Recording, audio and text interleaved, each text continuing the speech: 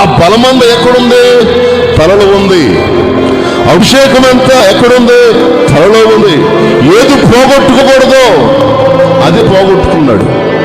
ఏ ప్రార్థన జీవితం అయితే నిలబెట్టుకోవాలో అదే పోగొట్టుకున్నాడు. ఏ శరీరం అయితే కాపాడుకోవాలో అదే పోగొట్టుకున్నాడు. ఏ మత్తుమున్నైతే తీసుకోకూడదు అదే తీసుకున్నాడు. కాబట్టి ఇతను అభిషేకము గురిగించబడింది. చాలా జాగ్రత్తగా వినాలి. ఈ రోజున నీ అభిషేకం పోవడానికి కారణం నువ్వే. నీ ప్రార్థన జీవితం పోవడానికి కారణం నువ్వే.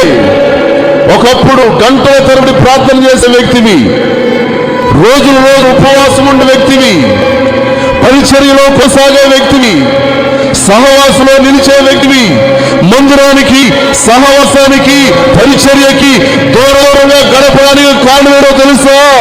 నీ అభిషేకం పోయింది, నీ ప్రార్థన జీవితం పోయింది, నీ ఉపవాస దీక్షలు పోయాయి, సహవాసం పోయింది, వైరాగ్యం పోయింది. కారణం ఏంటో తెలుసా? నీకు ఒటిగా వచ్చింది.